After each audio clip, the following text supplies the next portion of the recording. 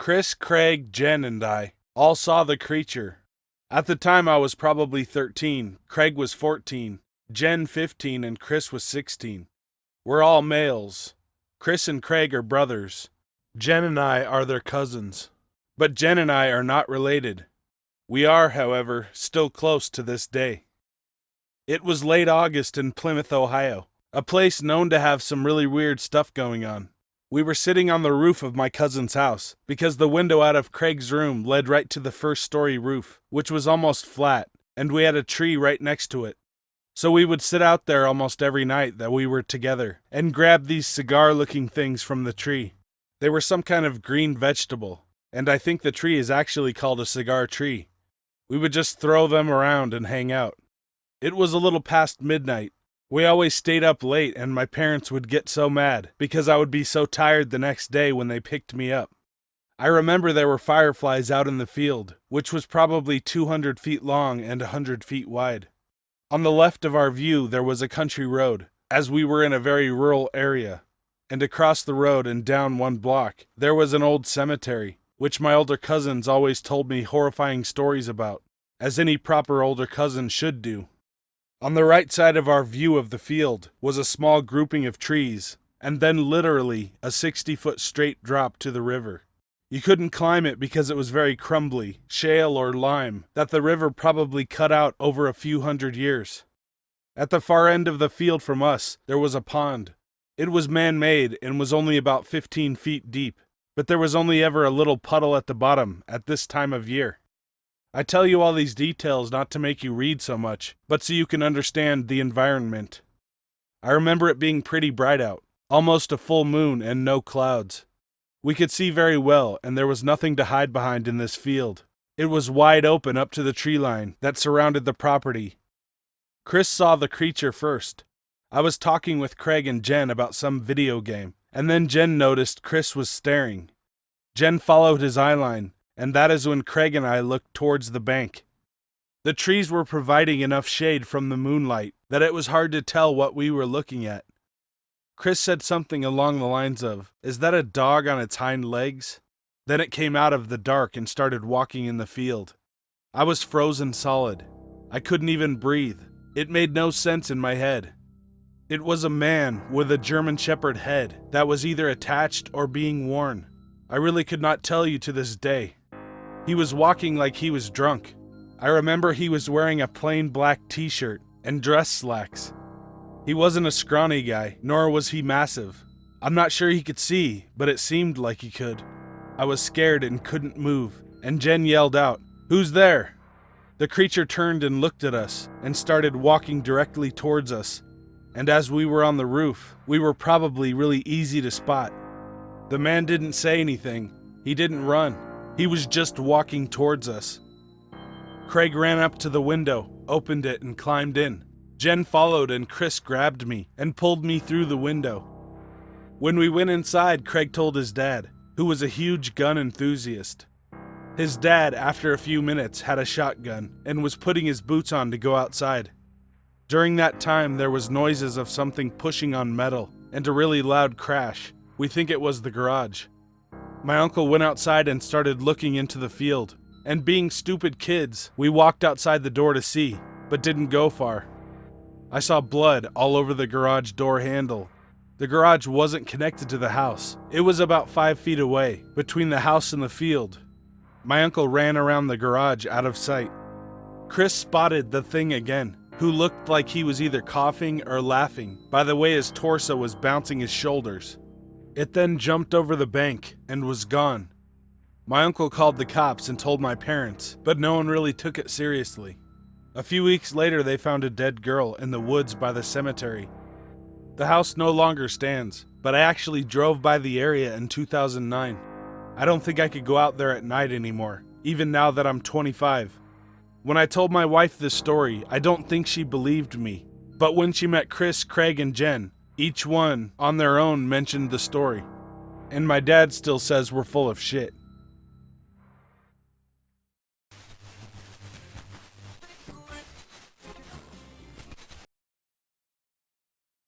So this just happened 20 minutes ago. I'm an exterminator, for another 2 days anyway. And one of the crappy things about this job is where to go to the bathroom.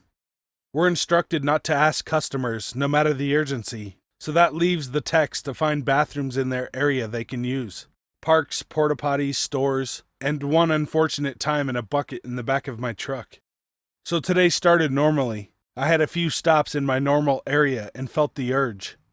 Thinking quickly, I remembered a park a few miles from where I was that had an outhouse building, like a snack shack at a little kid's baseball game. So I go to the park, and of course most sports are over for the season, so the bathrooms are locked. Damn. I call a coworker and ask if he's familiar with my area to help me find another restroom. He told me about a park that no one really goes to anymore. It's kind of abandoned because it was built next to a creek that overflows all the time, and the bathrooms are gross, but they're usually open year-round. Awesome. I didn't care about cleanliness, I just had to poop. I popped the roughly estimated address into my GPS and head that way. Apparently I've driven by this place 100 times, but I've never noticed it. I pull in. There aren't any other cars there, so I make my way to the outhouse building. I grab my phone so I can read and make my way in. My coworker was right. It looks like they haven't been cleaned in a few years, and there's graffiti and mildew all over the walls. Whatever, I need to go. I head into the cleanest stall I can find, which is still nasty, and proceed to mound up toilet paper all over the seat to make a cover. I keep a supply in my truck because of previous situations. So I'm sitting there doing my business, reading Reddit as usual, and I hear the exterior door open. I should mention that this park had a gravel parking lot, and the area was overgrown a bit and covered with fallen sticks, so I would have definitely heard a vehicle pull in.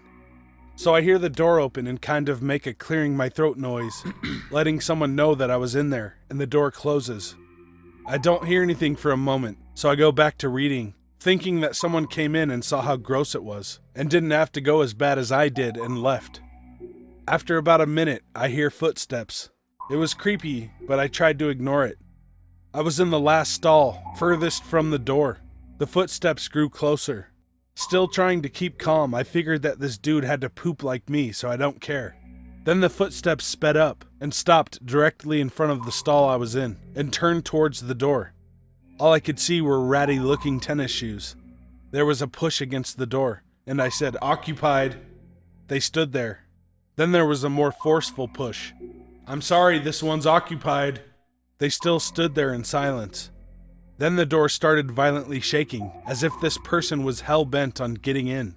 I yelled out a final time, "Occupied!" And it stopped. The person slowly turned and walked to the door, and before shutting it, laughed and turned out the already dim flickering lights. I finished up and ran out, looking all around, but found no one. I checked my work truck, which was all locked up. I don't know who or what the hell that was, but it definitely creeped me the hell out.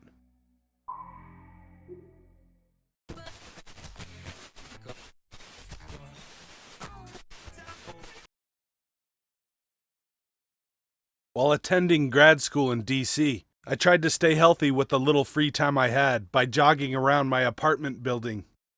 A well-maintained paved walking trail ran along the perimeter of the complex, and I grew to love the path, much of which coursed through dense trees and bushes.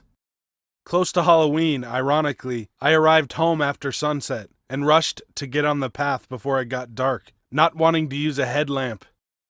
It was cold that evening, cold enough that I wasn't surprised no one else was on the trail. As I approached the forested portion of the path, I saw someone in the distance. Thinking nothing of it, I kept running. It was that time of evening when there's just enough light to make details of objects difficult to see, unless you're close. As I came near this figure, I realized that it was moving abnormally and coming my direction. I slowed a little bit, twinges of apprehension and curiosity building inside me. A few details became clear as I got closer. This person was wearing a large fur coat, with a fur-lined hood covering the head, and its steps weren't a shuffle, but more a slow-motion glide. I suddenly felt dread in my gut, but I couldn't help but slow even more to figure out what this was. When I got close, I could finally make out some details. I'll never forget it. An incredibly old woman, judging by the wrinkles and sagging cheeks. her face completely devoid of expression. I guessed she was female by her fur coat, which seemed like something my grandma would have thought luxurious. Even in twilight, I could tell her skin was an ashen color, and her arms hung motionless at her sides as she glided slowly forward. She was tall, and she walked unnaturally, not making any discernible sound, despite the leaves covering the path. But it was her eyes that got me. I only saw the whites, no pupils, nothing in them to even acknowledge my presence. I jogged past, not saying a word, and finally taking a breath. I looked back. Maybe I shouldn't have been surprised when I didn't see anyone. Maybe she just sped up and turned a corner, or jumped in the bushes, but I didn't care. I just darted for the nearest entrance to my building and vowed never to run on the path in the dark again.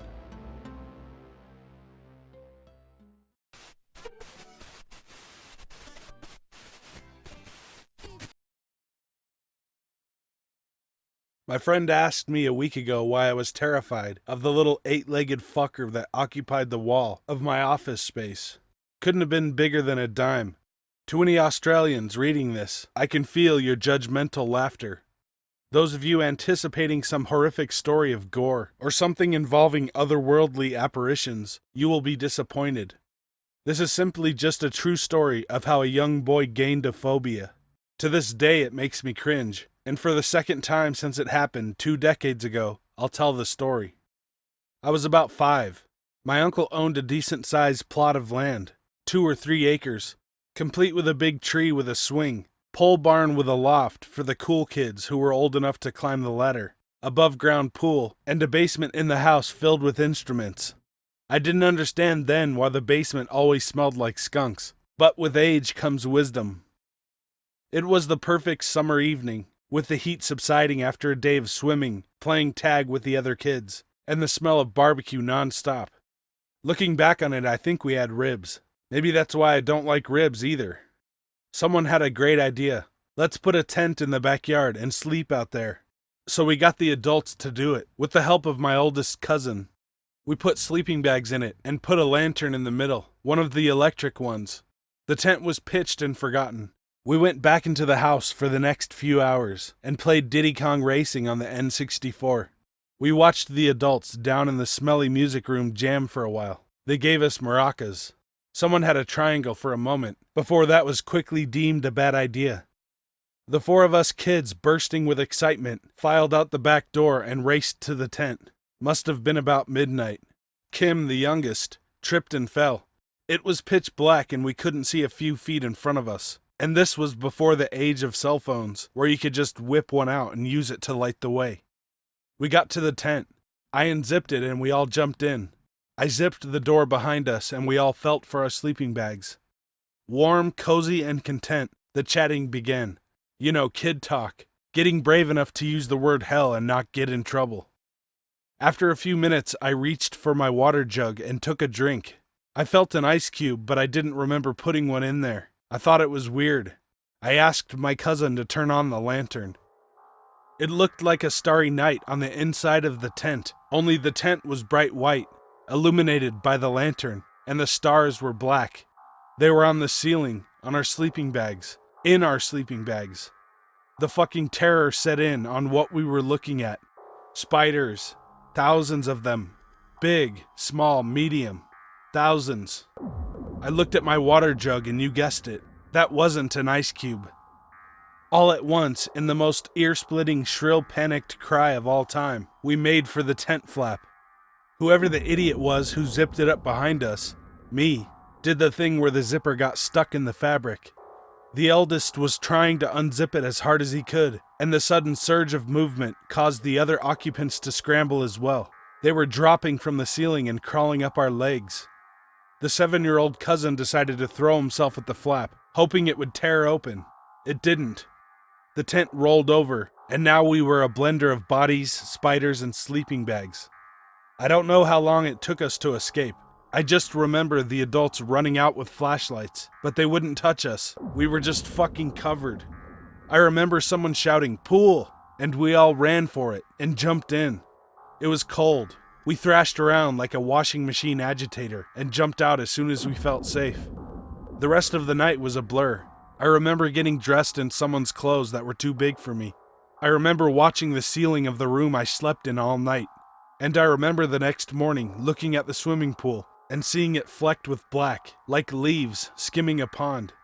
That's it. No ghosts of ancient spiders or some shit. No bootleg Pokemon game that foretells my dog's death. Just the reason I scream like a 5-year-old every time I see a fucking spider.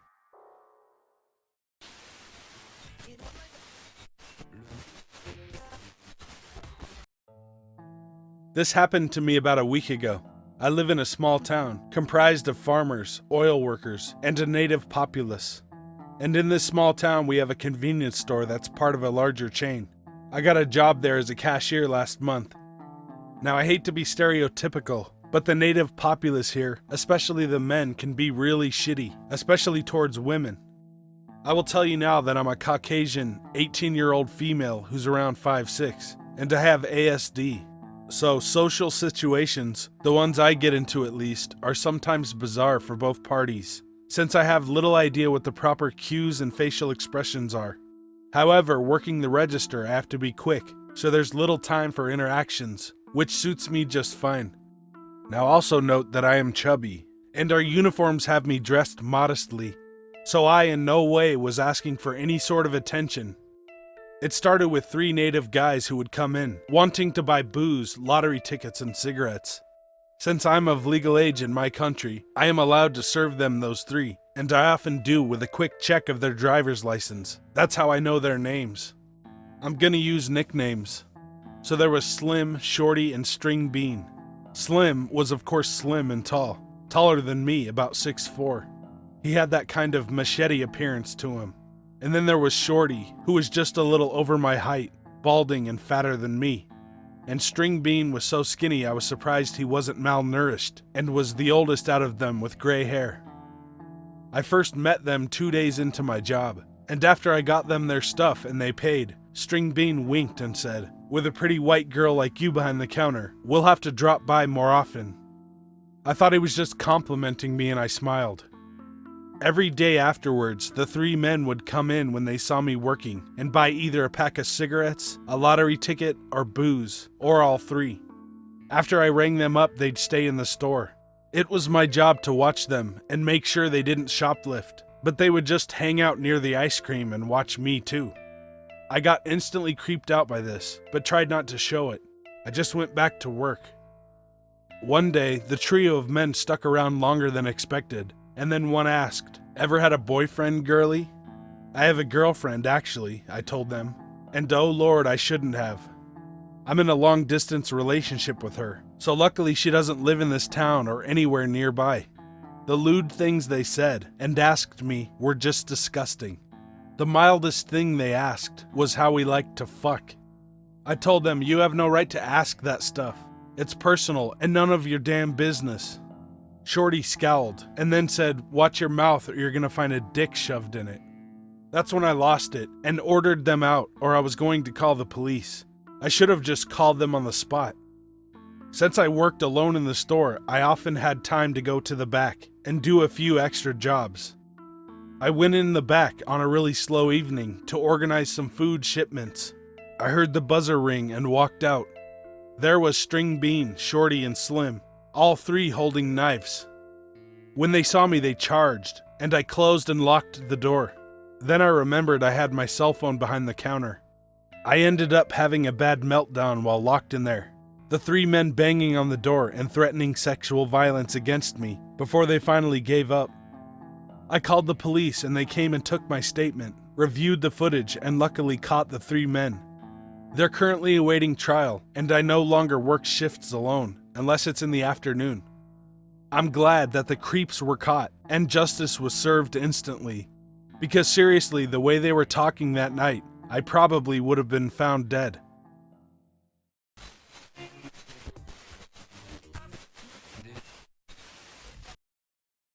First, I should start off with a little backstory. I live right in the heart of Utah, where the military is famous for causing havoc. For example, a few years ago, a nerve gas test went wrong and killed a bunch of sheep grazing near my house. I live in the back of a fairly residential area, with my back door leading out into a small mountain range, covered mostly in scrub oak. This land is owned by someone, but we don't know who. For ages, whoever owned it has let people hike, bike, and do whatever they wanted on this land. But they shut that down when people began to dump trash and other unwanted things there. Well, this has been my favorite place to explore since I was little, but yesterday, I got a little too adventurous. I decided to hop the fence and go for a run on my favorite trail to get ready for the racing season. Halfway through, the weather began to turn dark, so I thought the best way back would be to go through the trees and over the hill. Everything went fine getting to the top of the hill, but things changed on the way down. The first strange thing I ran into was what looked like an abandoned camp. There was a campfire, a few chairs, empty bottles, and some old car parts and other small things. As I ventured further, I came across a barbed wire fence, a big one with strange numbers and markings along the post. I found out later that it was the southeast corner of a plot of military-owned land. I was following the fence down until something caught my eye. There was a patch of fence that was ripped to shreds. It hadn't fallen over or gotten old. It was literally destroyed, as if something huge had driven through it.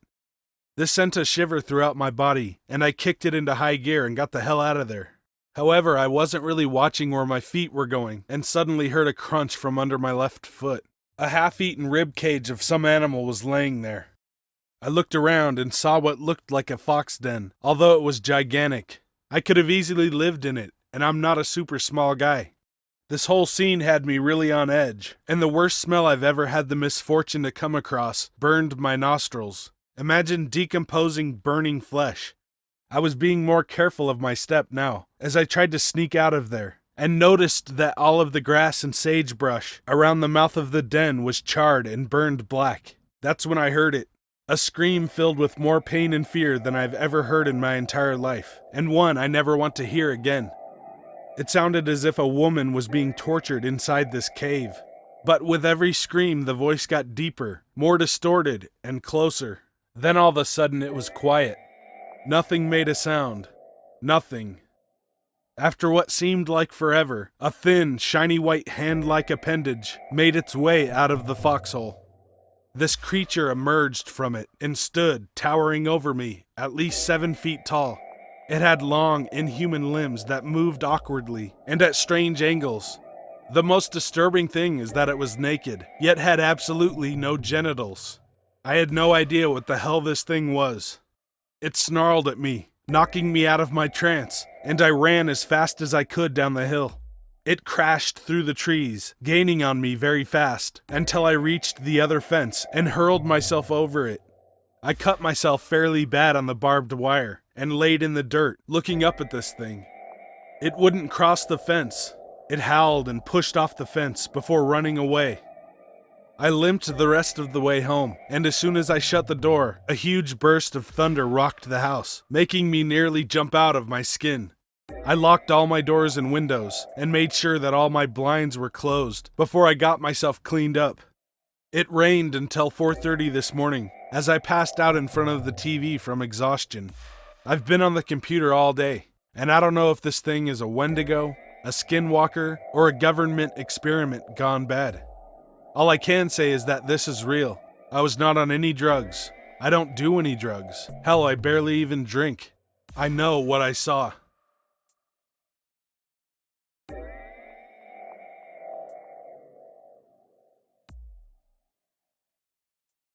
Hey guys and ladies, thanks for watching. If you want me to tell your story, or read a creepypasta, email me at the address in the description.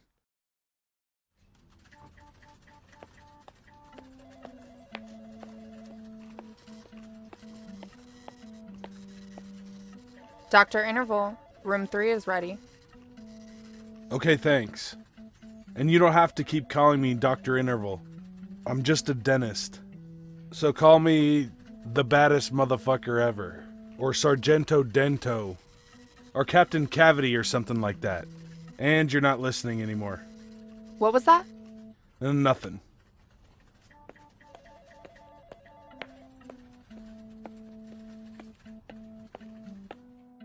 Hey John, you ready? yes. How'd you say you broke this tooth? Eating a meal. A succulent Chinese meal. A succulent one, huh? Alright, let's have a look here. Get your hand off my penis! I'm not anywhere near your penis. We're dealing with your mouth here. Do you want me to fix your tooth or not? Yes. Alright.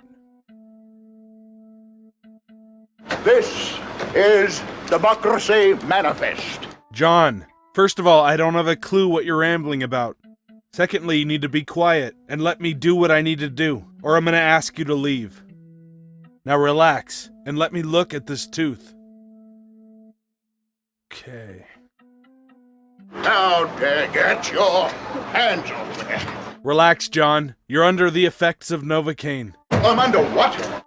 Why did you do this? I haven't done anything yet. Get the hell out of my office. What is the charge? There is no charge, 'cause you wouldn't let me do anything. Goodbye, John. Don't ever come back. Ta-ta!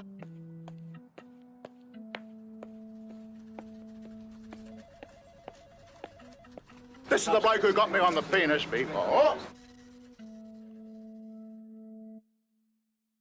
Be good animals, even people. So, Ja, snämar, bjärksbes, hörs.